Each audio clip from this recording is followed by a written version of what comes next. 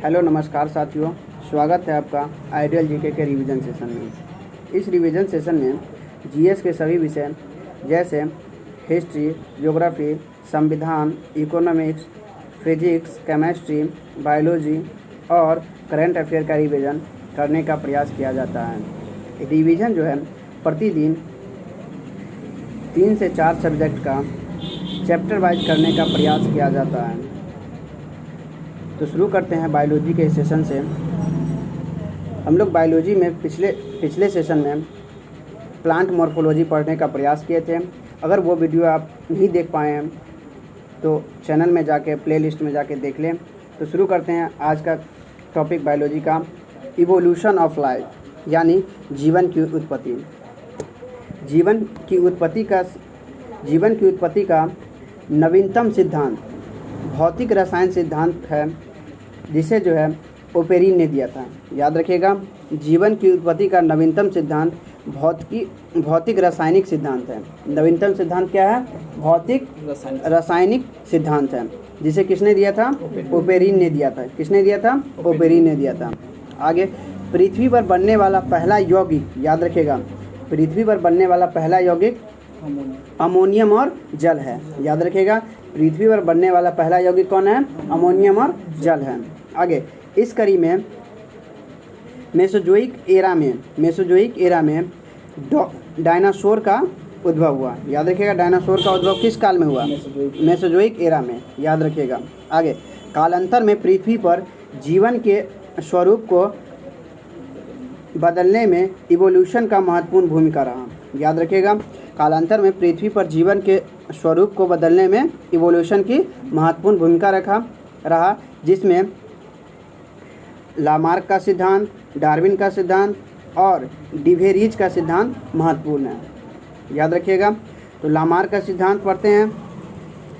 Lamarck ने philosophic zoology किताब लिखा। याद रखिएगा, फिलोसफिक जूलॉजिक पुस्तक किसने लिखा? लामार्क ने लिखा। फिलोसफिक जूलॉजिक पुस्तक किसने लिखा? लामार्क ने लिखा। इसके माध्यम से तीन बातें उभर कर सामने आए, यानी लामार्क का 3 सिद्धांत उल्लेखनीय हैं। कौन कौन है? तो यूज और डिसयूज थ्योरी, यानी यूज और डिसयूज सिद्धांत किसने दिया? लामार्क ने दिया। याद रखिएगा, यूज और डिसयूज थ्योरी किसने दिया? लामार्क ने दिया। यूज और डिसयूज थ्योरी किसने दिया? लामार्क ने दिया। आगे, अगला सिद्धांत है इनहेरिटेज ऑफ एक्वायर्ड कैरेक्टर। याद रखिएगा, इनहेरिटेज ऑफ एक्वायर्ड कैरेक्टर सिद्धांत किसने दिया? लामार्क ने। इसका हिंदी होता है उपार्जित लक्षणों का वंशगति। याद रखिएगा, इनहेरिटेज ऑफ एक्वायर्ड कैरेक्टर का सिद्धांत किसने दिया? लामार्क ने। इसका हिंदी क्या होता है? उपार्जित लक्षणों का वंशगति। अगला सिद्धांत है जीवों की संरचना आंतरिक बल के कारण बदलता है। जीवन की संरचना आंतरिक बल के कारण बदलता है। यह सिद्धांत किसने दिया था? लामार्क ने दिया था। याद रखिएगा, लामार्क का 3 सिद्धांत, तीनों याद रखिएगा। आगे, कालांतर में लामार्क के सिद्धांत का खंडन किया गया, जैसे पहलवान का बेटा पहलवान नहीं होता है। आगे, अब ये डार्विन का सिद्धांत। अगला वैज्ञानिक कौन है? डार्विन। डार्विन ने जो है origin of species by natural selection पुस्तक लिखा। याद रखिए, इनका पुस्तक याद रखिएगा, origin of species by natural selection. याद रखिएगा, origin of species by natural selection पुस्तक किसने लिखा? डार्विन ने लिखा। याद रखिएगा। नोट, डार्विन ने बीगल नामक जहाज से यात्रा किया था। यानी ये जो किताब जो है origin of species by natural selection पुस्तक कब लिखा? तो बीगल नामक जहाज के यात्रा के बाद लिखा था। आगे, डार्विन के सिद्धांत के निम्नलिखित बिंदु हैं, यानी डार्विन ने कौन कौन सा सिद्धांत दिया था? निम्नलिखित हैं। तो पहला है struggle of life. Struggle of life सिद्धांत किसने दिया था? डार्विन ने। स्ट्रगल ऑफ लाइफ सिद्धांत किसने दिया था? डार्विन ने। आगे, अगला सिद्धांत है survival of the fittest. Survival of the fittest के सिद्धांत किसने दिया था? डार्विन ने। याद रखिएगा, सर्वाइवल ऑफ द फिटेस्ट सिद्धांत किसने दिया? डार्विन ने। आगे, नोट, सस्पेंशन ने सर्वाइकल ऑफ द फिटेस्ट शब्द दिया था, याद रखिएगा। सर्वाइकल ऑफ द फिटेस्ट शब्द किसने दिया था? सस्पेंशन ने, याद रखिएगा। सस्पेंशन ने सर्वाइकल ऑफ द फिटेस्ट शब्द दिया था। आगे तीसरा सिद्धांत है, जीवों में प्रजनन करने की अपार क्षमता होती है। जीवों में प्रजनन करने की अपार क्षमता सिद्धांत किसने दिया था? डार्विन ने दिया था। जीवों में प्रजनन करने की क्षमता अपार होती है, ये सिद्धांत किसने दिया था? डार्विन ने। नोट, जैसे नोट, पैरामीशियम 1 घंटे में 3 बार प्रजनन करता है, याद रखिएगा। पैरामीशियम जो है 1 घंटे में 3 बार प्रजनन करता है। नोट, कॉड फिश जो है 1 मिलियन अंडा पैदा करता है, याद रखिएगा। कॉड फिश जो है 1 मिलियन अंडा देता है। कॉड फिश कितना अंडा देता है? 1 मिलियन अंडा देता है। आगे, स्तनधारी में सबसे कम प्रजनन, याद रखिएगा, सबसे कम प्रजनन जो है हाथी में होता है। स्तनधारी में सबसे कम प्रजनन किस में होता है? हाथी में होता है। आगे चौथा सिद्धांत है, वातावरण के अनुकूलनशीलता का सिद्धांत। वातावरण के अनुकूलनशीलता का सिद्धांत किसने दिया था? डार्विन ने दिया था। वातावरण के अनुकूलनशीलता का सिद्धांत किसने दिया था? डार्विन ने दिया था। नोट, रेड डाटा बुक का संबंध लुप्त प्राय होने वाले जीव जंतुओं से संबंधित है।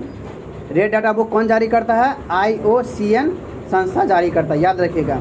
जैसे बिहार का राजकीय पक्षी गोरैया लुप्त होते जा रहा है, इसे जो है रेड डाटा बुक में शामिल किया गया है।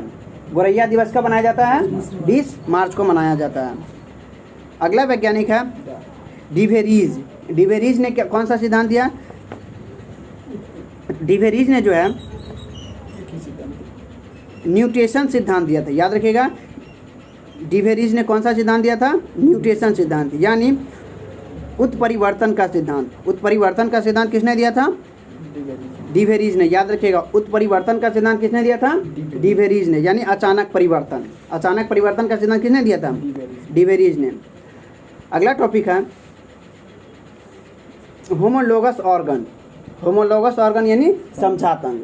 समजात अंग क्या होता है? तो वैसा अंग जिसका उत्पत्ति समान है, वैसा ऑर्गन जिसका उत्पत्ति समान है परंतु कार्य भिन्न भिन्न है, उसे क्या कौन सा अंग कहते हैं? समजात अंग कहते हैं। उत्पत्ति उसका समान होगा लेकिन कार्य उसका अलग अलग होगा। जैसे मनुष्य का हाथ और पक्षी का पंख और वेल का फ्लीपर, याद रखिएगा। ये कौन सा कैसा अंग है? समजात अंग है। मनुष्य का हाथ, पक्षी का पंख और वेल का फ्लीपर, ये कैसा अंग है? समजात अंग है। अगला टॉपिक है समरूप अंग। समरूप अंग किसे कहते हैं? तो वैसा अंग जिसकी उत्पत्ति अलग अलग होती है, वैसा अंग जिसकी उत्पत्ति अलग अलग होती है परंतु काम समान होता है, उसे समरूप अंग कहते हैं। जैसे पक्षी का पंख और तितली का पंख, काम ही दोनों का समान है, उड़ने का काम। आगे अगला है मधुमक्खी का डंक और बिच्छू का डंक। मधुमक्खी ये जो है, मधुमक्खी के डंक में कौन सा अम्ल रहता है? फॉर्मिक अम्ल, याद रहे। फॉर्मिक एसिड जो है मधुमक्खी के डंक में होता है। आगे अगला टॉपिक है करी या कनेक्टिव लिंक। करी किसको कहते हैं? तो कुछ जीव में 2 अलग अलग प्रकार के गुण जंतु में मौजूद होते हैं। जैसे वायरस में जो है सजीव और निर्जीव के बीच की कड़ी है, याद रखिए। वायरस किसका कड़ी है? सजीव और निर्जीव का। युगलिना किसका कड़ी है? तो पौधे और जंतु के बीच की कड़ी है। युगलिना किसका कड़ी है? पौधे और जंतु के बीच की कड़ी है। अगला लाइकेन किसका कड़ी है? तो कवक और शैवाल की कड़ी है, याद रखिएगा। अगला है आर्कियोपेरिक्स किसका कड़ी है? तो बर्ड और रेप्टाइल का कड़ी है, याद रखिएगा। बर्ड और रेप्टाइल का कड़ी कौन है? आर्कियोपेरिक्स। अगला है इकिडना किसका कड़ी है? तो रेप्टाइल और मेमेल का, याद रखिएगा। रेप्टाइल और मेमेल का कड़ी कौन है? इकिडना। अगला है पेरीपेटस किसका कड़ी है? एनिलिडा और ऑर्थोपोडा के बीच की कड़ी है। पेरीपेटस किसका कड़ी है? एनिलिडा और ऑर्थोपोडा की कड़ी है। अगला टॉपिक है वेस्टिजियल ऑर्गन यानी अवशेषी अंग। वेस्टिजियल ऑर्गन कौन कौन है? तो वेस्टिजियल ऑर्गन कहते किसको हैं? तो पूर्व में यह अंग सक्रिय और विकसित था, यानी अवशेषी अंग जो है, पूर्व में यह अंग सक्रिय और विकसित था परंतु अब काम नहीं करता है। अब यह है अवशेषी अंग काम नहीं करता है। तो कौन कौन है अवशेषी अंग? जैसे अपेंडिक्स, रिक्टेटिंग मेम्ब्रेन यानी पलक, रिक्टेटिंग मेम्ब्रेन, ये सब क्या है? अवशेषी अंग। भौं, कॉकिस यानी पूंछ की हड्डी, ये सब क्या है? अवशेषी अंग है। पिन्ना, पिन्ना यानी कान का बाहरी मांसपेशी, ये क्या है? ये अवशेषी अंग है। विस्टन टीथ यानी अकल दांत, ये सब क्या है? अवशेषी अंग है। अगला टॉपिक है एटेविज्म। एटेविज्म क्या है? तब पुराने गुणों का पुनरावृत्ति, पुराने गुणों का पुनरावृत्ति एटेविज्म कहलाता है। एटेविज्म क्या है? तो पुराने गुणों का पुनरावृत्ति एटेविज्म कहलाता है। इस तरह बायो के सेशन में आज इवोल्यूशन ऑफ लाइफ यानी जीवन की उत्पत्ति को देखने का प्रयास किए हैं। तो बायो का सेशन को समाप्त करते हैं और अगला सेशन हिस्ट्री का प्रारंभ करते हैं। शुरू करते हैं इतिहास। इतिहास में हम लोग पिछले सेशन में उत्तरवर्ती मुगल बादशाह को देखने का प्रयास किए थे। इस सेशन में मुगल के क्षेत्रीय राज को देखने का प्रयास करेंगे। तो मुगल के क्षेत्रीय राज में किसको देखेंगे? मराठा को देखेंगे। तो शुरू करते हैं। मराठा राज्य की स्थापना करने का श्रेय शिवाजी को जाता है। मराठा राज्य की स्थापना किसने किया था? शिवाजी ने किया था, याद रखिएगा। शिवाजी का जन्म कहाँ हुआ? शिवनेर में 1627 में, याद रखिए। शिवाजी का जन्म कब हुआ? 1627 में। कहाँ हुआ? शिवनेर में। शिवाजी के पिता का नाम शाहजी, याद रखिएगा। शिवाजी के पिता का नाम क्या था? शाहजी। माता का नाम क्या था? जीजाबाई। शिवाजी के माता का नाम क्या था? जीजाबाई। शिवाजी के गुरु का नाम क्या था? रामदास। शिवाजी के गुरु का नाम क्या था? रामदास। शिवाजी के संरक्षक कौन था? दादाजी कोंडदेव, याद रखिए। उसके जो दादाजी थे कोंडदेव थे। आगे नोट, रामदास ने दासबोध नामक पुस्तक लिखा, याद रखिएगा। दासबोध नामक पुस्तक किसने लिखा था? रामदास ने, याद रखिएगा। आगे शिवाजी को जो है 3 भागों में बांट कर देखा जाता है। शिवाजी को कितने भागों में बांट कर देखा जाता है? 3 भागों में बांट कर देखा जाता है। कौन कौन था? सैन्य अभियान, दूसरा शिवाजी का प्रशासन, तीसरा आर्थिक प्रशासन। तो पहला शिवाजी का सैन्य अभियान पढ़ते हैं। 1656 में रायगढ़ को राजधानी बनाया। शिवाजी ने कब राजधानी बनाया रायगढ़ को? 1656 में। 1656 में रायगढ़ को शिवाजी ने अपनी राजधानी बनाई। 1663 में शिवाजी ने मुगल गवर्नर शाहिस्ता खां को हराया। शाहिस्ता खां को शिवाजी ने कब हराया? 1663 में, याद रखिएगा। और इसी कड़ी में अफजल खां को भी हराया, याद रखिएगा। शाहिस्ता खां को कब हराया? 1663 में। वो शाहिस्ता खां कौन था? तब मुगल गवर्नर था, याद रखिएगा। आगे 1665 में जयसिंह और शिवाजी के बीच पुरंदर का संधि हुआ, याद रखिएगा। पुरंदर का संधि कब हुआ? 1665 में। किस किस के बीच हुआ? जयसिंह और शिवाजी के बीच हुआ, याद रखिएगा। इस संधि के कड़ी में 23 किले मुगलों को देनी पड़ी, याद रखिए। इस कड़ी में जो है शिवाजी को जो मुगल को कितने किला देना पड़ा? 23 किला देना पड़ा। इस संधि के कड़ी में 23 किला जो है मुगलों को देना पड़ा और औरंगजेब से मिलने आगरा जाना पड़ा। आगे अति महत्वपूर्ण है 1674 ईस्वी में शिवाजी का बनारस के पंडित गंगा भट्ट ने उसकी राज्याभिषेक जो है रायगढ़ में किया था। रायगढ़ के किले में जो है शिवाजी का राज्याभिषेक वहाँ के पंडित यानी बनारस के पंडित गंगा भट्ट ने 1674 में किया। 1674 में शिवाजी का राज्याभिषेक कब हुआ? 1674 में गया। किसने कराया? तो बनारस के पंडित गंगा भट्ट ने कराया। और कहाँ किया? तो रायगढ़ में किया। 3-4 क्वेश्चन बनता है, 3-4 क्वेश्चन याद रखिएगा। आगे इस कड़ी में हैंदव धर्म उद्धारक का उपाधि लिया। हैंदव धर्म उद्धारक का उपाधि किसने लिया था? शिवाजी ने, याद रखिएगा। हैंदव धर्म उद्धारक का उपाधि किसने लिया था? शिवाजी ने। आगे अंतिम सैन्य अभियान शिवाजी का कर्नाटक अभियान था, याद रखिएगा। शिवाजी का अंतिम सैन्य अभियान कहाँ था? कर्नाटक अभियान था। नोट, शिवाजी ने सूरत को 2 बार लूटा था, 1664 में और 1670 में। याद रखिएगा, शिवाजी ने जो है सूरत को कितनी बार लूटा था? 2 बार, 1664 में और 1670 में। अगला भाग है शिवाजी का प्रशासन। शिवाजी का प्रशासन में शिवाजी का प्रशासन जो है अष्टप्रधान था। शिवाजी का प्रशासन कैसा था? अष्टप्रधान था। नोट, अष्टछाप का संबंध वल्लभाचार्य से है। अष्टछाप का संबंध किससे है? वल्लभाचार्य से है।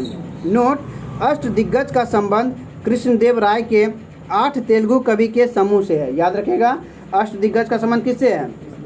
कृष्णदेव राय के 8 तेलुगु कवि के समूह से है। आगे, शिवाजी के अष्टप्रधान में पेशवा प्रधानमंत्री को कहते थे, अमात्य या मजूमदार वित्त मंत्री को कहा जाता था। अमात्य या मजूमदार वित्त मंत्री को कहा जाता था। सुरनवीर जो है पत्राचार विभाग को कहते थे। सुरनवीर किसको कहते थे? पत्राचार विभाग को कहते थे। सुमंत और दबीर किसको कहते थे? तो विदेश मंत्री को कहते थे। याद रखिएगा, सुमंत और दबीर किसको कहते थे? विदेश मंत्री को कहते थे। शिवाजी का अगला भाग है आर्थिक प्रशासन, यानी शिवाजी का आर्थिक प्रशासन। शिवाजी के आर्थिक प्रशासन के 2 मुख्य आधार थे।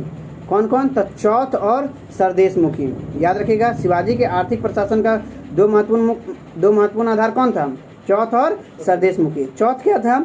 तो चौथ संबंधित राज्य का भू राजस्व का 1/4 शिवाजी वसूलते थे। याद रखिएगा, भू राजस्व का 1/4 जो है वसूलता था, उसे क्या कहते थे?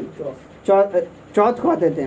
और सरदेशमुखी क्या था? तो जुटे हुए क्षेत्र से 10% जो है भू राजस्व लेता था। ये क्या था? सरदेशमुखी था। सरदेशमुखी में जुटे हुए खेत से 10% और चौथ में जो है भू राजस्व का 1/4 जो है भाग। आगे, नोट, शिवाजी के नौसेना का मुख्यालय कहाँ था? कोलाबा था। याद रखिएगा, शिवाजी के नौसेना का मुख्यालय कहाँ था? कोलाबा था। शिवाजी के समय में गुमास्ता जो है राजस्व वसूलने वाला एजेंट था। गुमास्ता क्या कौन था? तो राजस्व वसूलने वाला एजेंट था। इस तरह शिवाजी को देखने का प्रयास किए हैं। आगे जो है मुगल वंश में सूर्यवंश को देखते हैं। तो सूर्यवंश का संस्थापक कौन? शेरशाह सूरी। याद रखिएगा, सूर्यवंश के संस्थापक कौन? शेरशाह सूरी, जिसने भारत में द्वितीय अफगान वंश की नींव रखा था। पहला अफगान वंश कौन था? लोधी वंश। याद रखिएगा, पहला अफगान वंश लोधी वंश, भारत में दूसरा अफगान वंश सूर्यवंश, जिसकी स्थापना शेरशाह सूरी ने किया। आगे, शेरशाह का पूर्व का नाम शेरखा था। शेरशाह का पूर्व का नाम क्या था? शेरखा था। और यह उपाधि जो है बहार खां ने दिया था। शेरखा का उपाधि किसने दिया था? बहार खां ने दिया था। शेरशाह का मूल नाम क्या था? फरीद खां। याद रखिएगा, शेरशाह का मूल नाम क्या था? फरीद खां था। आगे, शेरशाह के इतिहास जानने का महत्वपूर्ण स्रोत अब्बास खां शेरवानी की तारीख़ शेरशाही थी। याद रखिएगा, तारीख़ शेरशाही के लेखक कौन है? अब्बास खां शेरवानी। तारीख़ शेरशाही से किसके बारे में जानकारी मिलती है? शेरशाह सूरी के बारे में जानकारी मिलती है। आगे, ध्यान रखें, शेरशाह के जीवन की शुरुआत बिहार के सासाराम में हुआ। शेरशाह के जीवन का शुरुआत कहाँ से हुआ? बिहार के सासाराम से हुआ। आगे, भारतीय इतिहास में शेरशाह की भूमिका का निम्नलिखित कारणों से याद रखा जाता है। याद रखिएगा, शेरशाह को जो है भारतीय इतिहास में निम्नलिखित कारणों से याद रखा जाता है। जैसे हुमायूं के साथ 1539 में चौसा का युद्ध किया। शेरशाह सूरी ने जो है हुमायूं के साथ चौसा का युद्ध कब किया? 1539 में। याद रखिएगा, चौसा का युद्ध 1539। आगे, अगला है कन्नौज या बिलग्राम का युद्ध 1540 में किया। कन्नौज या बिलग्राम का युद्ध कब हुआ? 1540 में हुआ। याद रखिएगा। आगे, शेरशाह ने रायसीन के किला को 1543 में पूरनमल से जीता। पूरनमल से जो है 1543 में रायसीन के किला को शेरशाह सूरी ने जीता था। याद रखिएगा। आगे, मारवाड़ के किला को 1544 में मालदेव से जीता। याद रखिएगा, 1543 में किसको जीता? तो रायसीन को। और 1544 में किसको जीता? तो मारवाड़ के किला को। रायसीन के किला को 1543 में और मारवाड़ के किला को 1544 में, याद रखिएगा। नोट, बारूद जो है पोटासियम और नाइट्रेट के मिश्रण होता है। बारूद किसका मिश्रण है? पोटासियम और नाइट्रेट का मिश्रण है। आगे 1545 में कलिंजर के दुर्ग में बारूद फटने से शेरशाह सूरी की मृत्यु हो गई।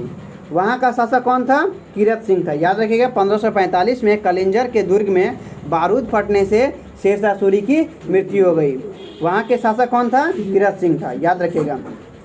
शेरशाह ने रैयतवारी व्यवस्था को लागू किया और इसी कड़ी में पट्टा कबूलियत नामक व्यवस्था को लागू कर किसानों को सुरक्षा दिया। याद रखिएगा, पट्टा और कबूलियत नामक व्यवस्था किसने लागू किया था? शेरशाह सूरी ने। किस लिए? किसानों के लिए। आगे, शेरशाह की राजधानी कहाँ थी? आगरा थी, आगरा। शेरशाह की राजधानी कहाँ थी? आगरा थी। शेरशाह ने जरीवाला और मासीलाना दो नए कर को लागू किया था, याद रखिएगा। जरीवाना और मासीलाना दो नए कर किसने लागू किया था? शेरशाह ने। शेरशाह ने चांदी का रुपया चलाया जो 1835 तक लागू रहा, याद रखिएगा। शेरशाह ने जो है चांदी का रुपया चलाया जो 1835 तक लागू रहा। आगे, सड़कों का सराय के रूप में चर्चित 1700 सराय बनाया, याद रखिएगा। सड़कों का सराय के रूप में चर्चित 1700 सराय का निर्माण कराया और जीटी रोड का निर्माण कराया, याद रखिएगा। जीटी रोड जो है लाहौर से सोनार गांव तक जाती है। जीटी रोड कहाँ से कहाँ तक जाती है? लाहौर से सोनार गांव तक जाती है। शेरशाह ने पटना को प्रांतीय राजधानी बनाया एवं दिल्ली का पुराना किला का निर्माण कराया। याद रखिए, दिल्ली का पुराना किला का निर्माण किसने कराया? शेरशाह सूरी ने कराया। अफगान शैली का सबसे उत्कृष्ट नमूना शेरशाह सूरी का मकबरा है, याद रखिएगा। शेरशाह सूरी का मकबरा किस शैली का बना हुआ है? अफगान शैली का, याद रखिएगा। जो कहाँ है? सासाराम में है। शेरशाह सूरी का मकबरा कहाँ है? सासाराम में। आगे, रोहतासगढ़ का नगर जो है बनवाया था शेरशाह सूरी ने। रोहतासगढ़ का किला किसने बनाया था? शेरशाह सूरी ने। नोट, जीव मिल्ख सिंह का संबंध गोल्फ खेल से है, याद रखिएगा। जीव मिल्ख सिंह का संबंध किससे है? गोल्फ से है, याद रखिएगा। पेले का संबंध किस खेल से है? फुटबॉल से है। प्रकाश पादुकोण का संबंध किससे है? बैडमिंटन से, याद रखिएगा। प्रकाश पादुकोण का संबंध किस खेल से है? बैडमिंटन से है। और ग्रीन पार्क कहाँ है? कानपुर में। कानपुर में ग्रीन पार्क कहाँ है? कानपुर में, याद रखिएगा। इस तरह हिस्ट्री के सेशन में आज मुगल का क्षेत्रीय राज देखने का प्रयास किए। तो हिस्ट्री का सेशन समाप्त करते हैं और अगला सेशन ज्योग्राफी का प्रारंभ करते हैं। शुरू करते हैं ज्योग्राफी।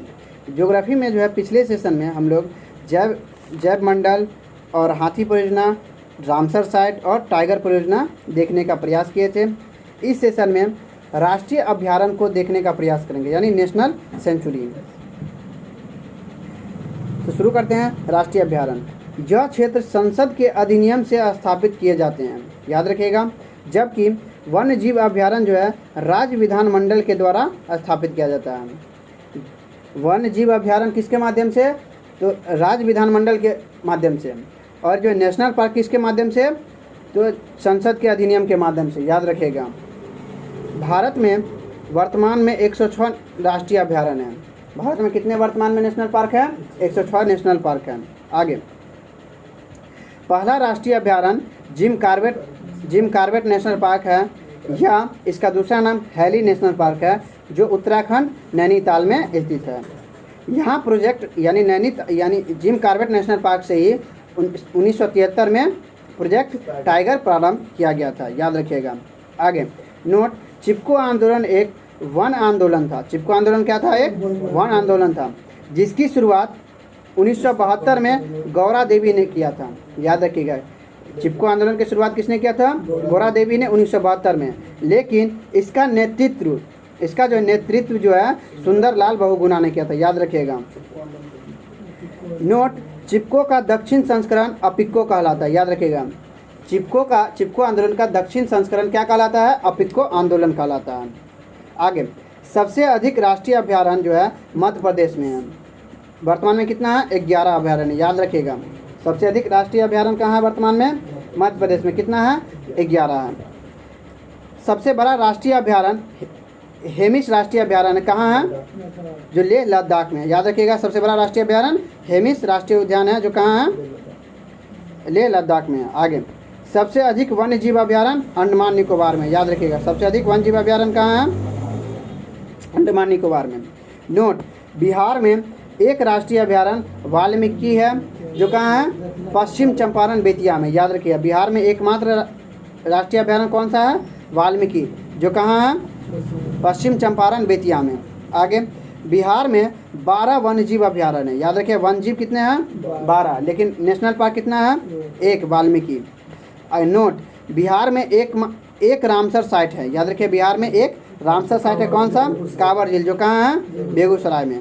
आगे, भारत में निम्नलिखित राष्ट्रीय अभयारण्य उल्लेखनीय हैं। जैसे असम में कौन कौन है?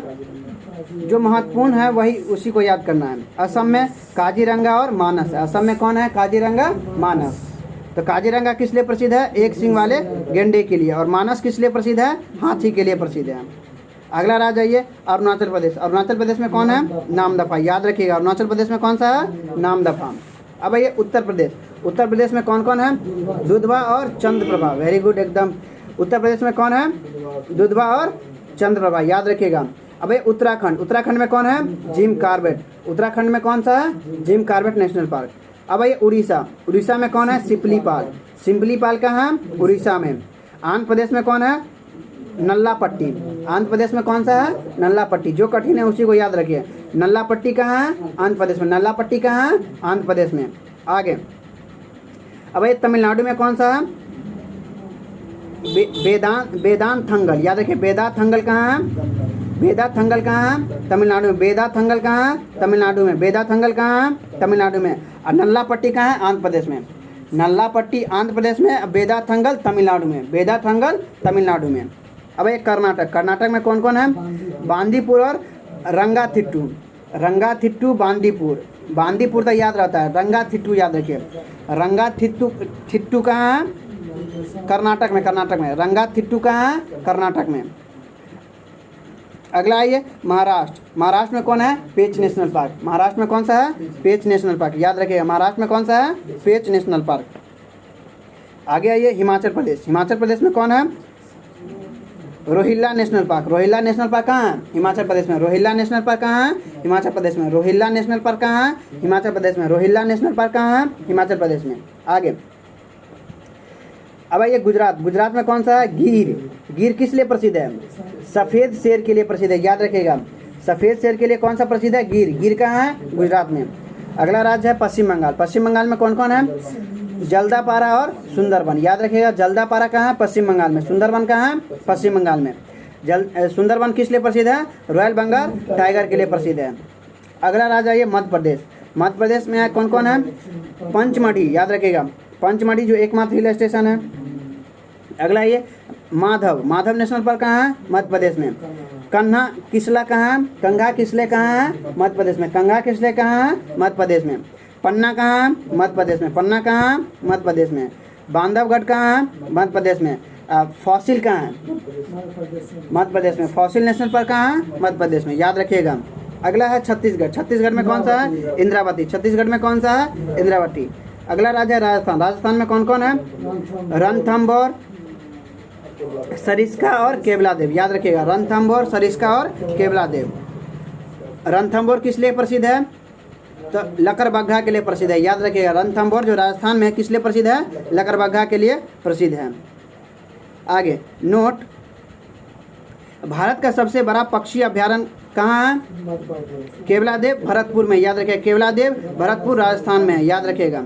भारत का सबसे बड़ा पक्षी अभ्यारण्य केवलादेव भरतपुर राजस्थान में है। आगे, भारत का सबसे बड़ा चिड़ियाघर अलीपुर कलकत्ता में, याद रखिएगा। अलीपुर कलकत्ता में, याद रखिएगा।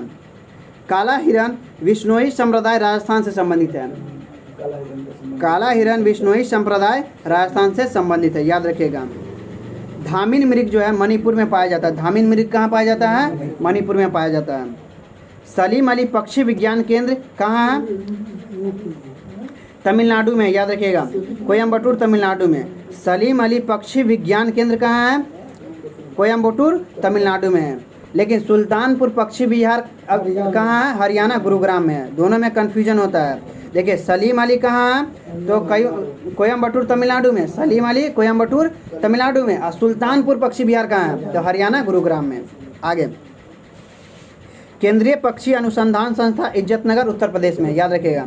केंद्रीय पक्षी अनुसंधान संस्था इज्जतनगर उत्तर प्रदेश में है। आगे, नीरी राष्ट्रीय पर्यावरण शोध संस्था कहाँ है? नागपुर में, याद रखिएगा। नीरी राष्ट्रीय पर्यावरण शोध संस्था कहाँ है? नागपुर में। आगे, नोट, राष्ट्रीय प्राणी विज्ञान सर्वेक्षण संस्था और राष्ट्रीय वनस्पति सर्वेक्षण संस्था कहाँ है? कोलकाता में, याद रखिएगा। प्राणी विज्ञान सर्वेक्षण और वनस्पति सर्वेक्षण संस्था कहाँ है? कोलकाता में। नोट, रेड डाटा बुक का संबंध लुप्त प्राय वन्य जीव और पेड़ पौधे से संबंधित है, याद रखिएगा। आगे, भारत का सबसे छोटा नेशनल पार्क साउथ पटन जो कहाँ है? अंडमान निकोबार में, याद रखिएगा। भारत का सबसे छोटा कौन है? साउथ पटन जो अंडमान निकोबार में। आगे, लाइन सफारी परियोजना सबसे पहले उत्तर प्रदेश में शुरू हुआ था, याद रखिए। लाइन सफारी परियोजना सबसे पहले कहाँ हुआ था? उत्तर प्रदेश में। हाल ही के दिन में बिहार के राजगीर में शुरू हुआ है, याद रखिए। लाइन सफारी परियोजना बिहार के किस में हुआ है? कहाँ हुआ है? तो राजगीर में। नोट, बिहार का पहला सोलर शहर जो है राजगीर बन रहा है, याद रखिएगा। बिहार का पहला सोलर शहर कौन बन रहा है? राजगीर बन रहा है। आगे, भारतीय वन्य जीव बोर्ड की स्थापना कब किया गया था? 1985, याद रखिएगा। भारतीय वन्य जीव बोर्ड की स्थापना कब किया गया था? 1985 में। आगे, नोट, पेंगुइन पक्षी जो है अंटार्कटिका में पाया जाता है, याद रखिए। पेंगुइन पक्षी कहाँ पाया जाता है? अंटार्कटिका में पाया जाता है। डोडो पक्षी जो है मैक्सिको में पाया जाता है, याद रखिएगा। डोडो पक्षी कहाँ पाया जाता है? मैक्सिको में पाया जाता है। कीव पक्षी कहाँ पाया जाता है? न्यूजीलैंड में पाया जाता है, याद रखिएगा। कीव पक्षी कहाँ पाया जाता है? न्यूजीलैंड में पाया जाता है। नोट, विश्व वन्य जीव कोष का प्रतीक चिन्ह लाल पांडा, याद रखिएगा। WWF का प्रतीक चिन्ह कौन सा है? लाल पांडा। आगे, जैव विविधता दिवस जो है 22 मई को मनाया जाता है। और जैव विविधता शब्द जो है विल्सन ने दिया था, याद रखिएगा। जैव विविधता शब्द किसने दिया था? विल्सन ने दिया था। आगे, केबुल लामजाओ विश्व का एकमात्र तैरता हुआ नेशनल पार्क है जो कहाँ है? मणिपुर में, याद रखिए। केबुल लामजाओ नेशनल पार्क विश्व का एकमात्र तैरता हुआ नेशनल पार्क है। आगे, कांची गांव कश्मीर में अंगूर के लिए प्रसिद्ध है। कांची गांव कहाँ है? कश्मीर में, जो किस लिए प्रसिद्ध है? अंगूर के लिए प्रसिद्ध है। आगे, कस्तूरी मृग के लिए केदारनाथ नेशनल पार्क उत्तराखंड प्रसिद्ध है, याद रखिएगा। कस्तूरी मृग के लिए कौन प्रसिद्ध है? केदारनाथ नेशनल पार्क उत्तराखंड प्रसिद्ध है। आगे, घाना पक्षी विहार का स्वर्ग, याद रखिएगा। घाना पक्षी विहार पक्षी का स्वर्ग राजस्थान में है। यहाँ जो है साइबेरियन सारस भी आता है, याद रखिएगा। घाना पक्षी विहार कहाँ है? राजस्थान में। घाना पक्षी विहार कहाँ है? इसे जो है पक्षी का स्वर्ग भी कहते हैं। यहाँ जो है साइबेरियन सारस भी आता है, याद रखिएगा। ओखला पटना बकीरा पक्षी विहार जो है उत्तर प्रदेश में, याद रखिएगा। ओखला पटना बकीरा पक्षी विहार कहाँ है? उत्तर प्रदेश में है, याद रखिएगा। ओखला पटना बकीरा पक्षी विहार कहाँ है? उत्तर प्रदेश में है, याद रखिएगा। डम्फा नेशनल पार्क कहाँ है? मिजोरम में, याद रखिएगा। डम्फा नेशनल पार्क कहाँ है? मिजोरम में। इस तरह आज ज्योग्राफी के सेशन में राष्ट्रीय अभयारण्य को देखने का प्रयास किए हैं। तो ज्योग्राफी का सेशन यहीं पे समाप्त करते हैं और अगला सेशन संविधान को देखने का प्रयास करते हैं। तो शुरू करते हैं संविधान। संविधान के भाग में पिछले सेशन में हम लोग जो है संविधान को समझे थे और संविधान की रणनीति को देखे थे। तो उसी तरह जो है आज जो है संविधान का पहला भाग संविधान के विकास को देखने का प्रयास करेंगे। तो शुरू करते हैं संविधान का विकास। इसे दो भागों में बांटकर देखा जाता है, एक एक्ट के माध्यम से और संविधान सभा के द्वारा। संविधान के विकास को दो भागों में बांटकर देखते हैं, एक एक्ट यानी अधिनियम के माध्यम से और संविधान सभा के द्वारा। तो अधिनियम के माध्यम को भी दो भागों में बांटकर देखा जाता है, एक 1773 से 1853 तक और दूसरा 1858 से 1947 तक। आगे, संविधान का विकास विभिन्न अधिनियम के माध्यम से हुआ जो निम्नलिखित हैं। याद रखिएगा जो निम्नलिखित हैं। पहला, रेगुलेटिंग एक्ट 1773 या इसे जो है नियामक अधिनियम भी कहते हैं। रेगुलेटिंग एक्ट 1773 को क्या कहते हैं? नियामक अधिनियम भी कहते हैं। इसमें क्या हुआ? तो बंगाल का गवर्नर जनरल कहलाया। याद रखिएगा, नोट, बंगाल का पहला गवर्नर जनरल वारेन हेस्टिंग था। याद रखिएगा, बंगाल का पहला गवर्नर जनरल कौन था? वारेन हेस्टिंग था। कलकत्ता में सुप्रीम कोर्ट की स्थापना किया गया, परंतु 1774 से यह कार्य करना प्रारंभ किया गया। नोट, सर्वोच्च न्यायालय के पहले मुख्य न्यायाधीश हिम्फे थे। याद रखिएगा। आगे, इसी एक्ट के माध्यम से पहली बार ब्रिटिश संसद में ईस्ट इंडिया कंपनी पे अपना नियंत्रण स्थापित किया। याद रखिएगा, इसी अधिनियम के माध्यम से जो है ब्रिटिश संसद ने ईस्ट इंडिया कंपनी पे अपना नियंत्रण स्थापित किया। अगला अधिनियम है Pitt's India Act 1784। Pitt's India Act 1784, date याद रखिएगा, कब आया Pitt's India Act? 1784।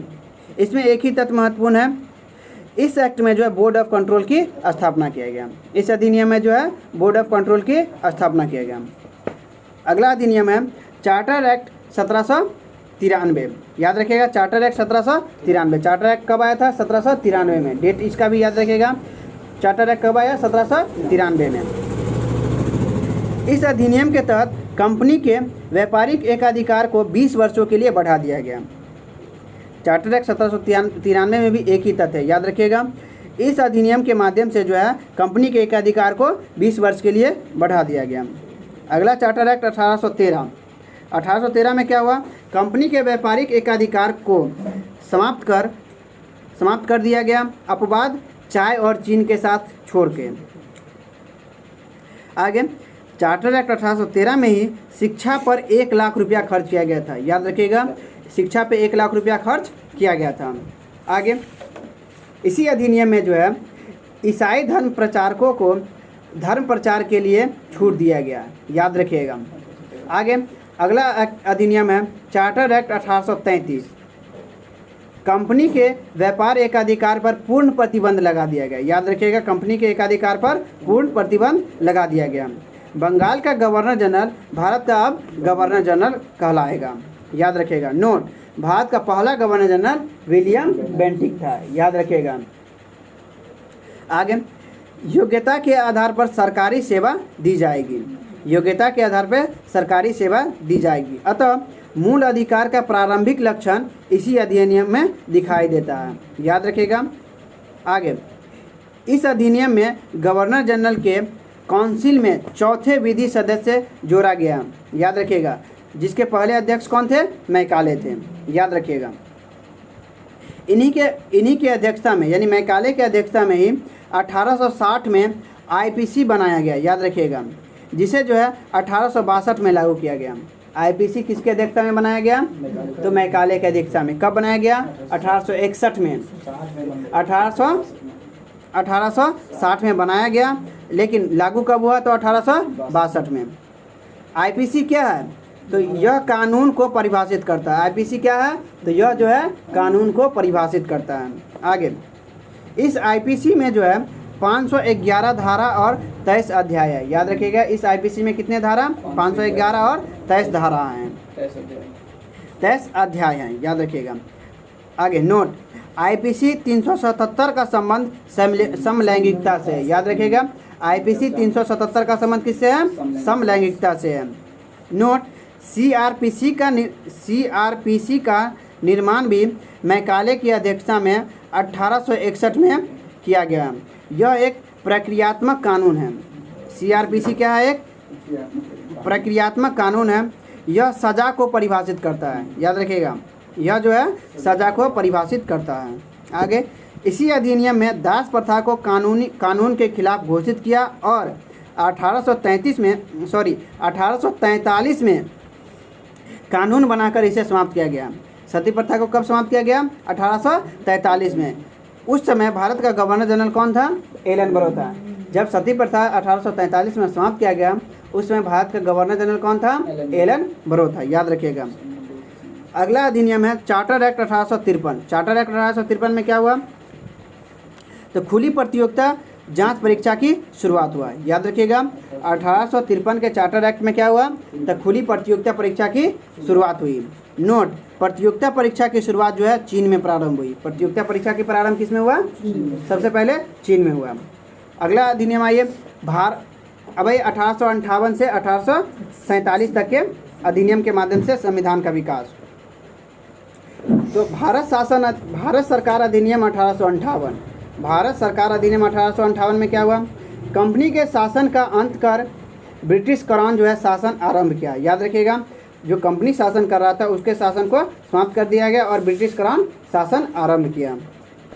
Governor general का नाम बदलकर वायसराय कर दिया गया, याद रखिएगा। गवर्नर जनरल का नाम बदलकर क्या कर दिया गया? वायसराय कर दिया गया। और यह ब्रिटिश क्राउन के प्रति प्रत्यक्ष प्रतिनिधि थे, यानी ब्रिटिश क्राउन के प्रति ये प्रत्यक्ष प्रतिनिधि थे। आगे, पहली बार भारत सचिव पद का सृजन किया गया जो ब्रिटिश संसद के प्रति जवाब थे। ये जो वायसराय थे वो ब्रिटिश क्राउन के प्रति जवाब देते, और यहाँ जो सचिव जो थे वो किसके प्रति? तो ब्रिटिश संसद के प्रति जवाब देते हैं, याद रखिएगा। क्राउन जो थे, क्राउन के प्रति वायसराय, और सचिव जो है ब्रिटिश संसद के प्रति, याद रखिएगा।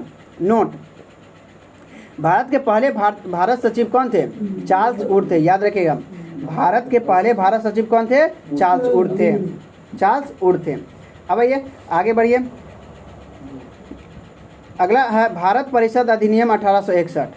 भारत परिषद अधिनियम 1861, इसमें क्या हुआ? तो समविभागीय प्रणाली की स्थापना किया गया, याद रखिएगा। भारत परिषद अधिनियम 1861 में क्या हुआ? समविभागीय प्रणाली की स्थापना किया गया। अगला है भारत परिषद अधिनियम 1892। इसमें क्या हुआ? तो बजट पर बहस करने का अधिकार जो है भारतीयों को दिया गया, याद रखिएगा। 1892 के भारत परिषद अधिनियम में जो है भारतीयों को भी बजट पर बहस करने का अधिकार दिया गया। अगला है भारत परिषद अधिनियम 1909। भारत परिषद अधिनियम 1909 में क्या हुआ? मार्ले मेंटो सुधार इसे कहा जाता है, याद रखिएगा। भारत परिषद अधिनियम 1909 को जो है मार्ले मेंटो सुधार भी कहा जाता है। आगे, मार्ले भारत सचिव था जबकि मिंटो जो है वायसराय था, याद रखिएगा। मार्ले क्या था? भारत सचिव था जबकि मिंटो वायसराय था। आगे, नोट, मिंटो के समय में 1906 में ढाका के नवाब आगा खां और सलीमुल्लाह के नेतृत्व में मुस्लिम लीग की स्थापना किया गया, याद रखिएगा। आगे, मुसलमानों को पृथक निर्वाचन क्षेत्र इसी अधिनियम में दिया गया, याद रखिएगा। भारत परिषद अधिनियम 1909 में मुसलमानों को पृथक निर्वाचन क्षेत्र दिया गया। नोट, वायसराय की कार्यकारी परिषद में पहला भारतीय सदस्य SP सिंह यानी सत्येंद्र प्रसाद सिंह को नियुक्त किया गया था, याद रखिएगा।